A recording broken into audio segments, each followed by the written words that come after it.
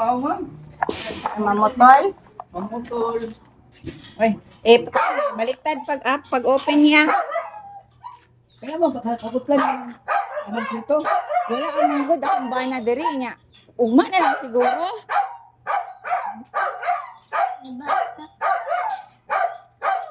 Ma'am, kanang sa tinuod lang. Meron na, lagi na ko sopa. Kamot ako. Umiinig. Masok lang.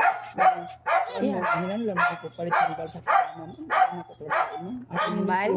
Sige. Kung ano akong pura mag-insulin akong mama. Nahalap na yung kadlaw. Mintin mo na niyang injection ko. Kaya ako nang puto. Hello mga kaswiti ko! Ito pala si Tatay Romy Lucero guys. Pumunta po siya dito sa bahay na baka sakaling magpapaputol kami ng mga sangay ng kahoy.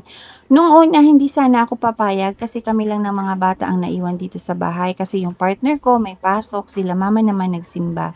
Kaso nung sinabi niya sa akin na kailangan niya pambiling gamot para sa nanay niya na nag-i-insulin, kaya pumayag na ako kasi nakita ko naman sa mukha niya na di naman mukhang masamang tao.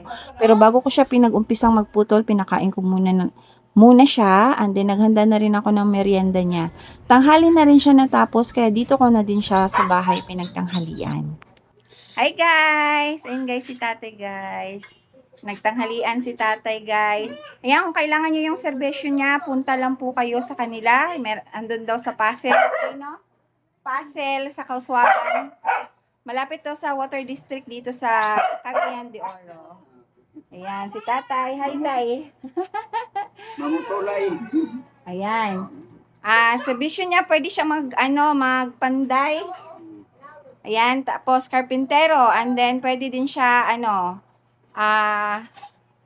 puputol ng mga puno kung kailangan nyo guys. Ayan guys. Contact nyo lang si tatay. Pangalan mo tay? Romy. Sa apelido ni mo tay? Lucero. Ayan si tatay Romy Lucero guys. Ayan guys. Kain ka lang dyan muna tay. Salason.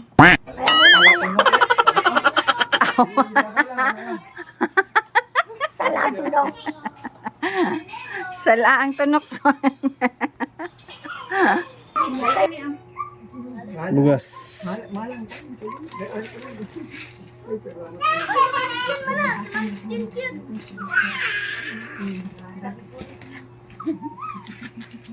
1,000. 2,000. Ako nang inintabang sa amo. Salamat ma'am. Salamat kay Kaha. Insulin. Want to insulin. Inject ba? Inject? Sige, ako mag-aabi lang ko din yung mga. Hinahinay lang pagkuhan. Bike. Iinit ra ba kayo? Daghang salamat ma'am. Ako na lang inintabang sa amo. Salamat kay ma'am. Balik na ako dahil ni Lord ni. Oh. Ato na ko. Sige, ampeng. Maghinay-hinay lang. Iinit ra ba kayo?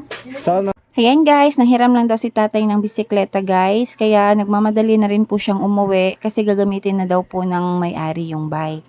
And then kinabukasan pala neto guys, bumalik po si tatay kasi kailangan niya daw po ng allowance.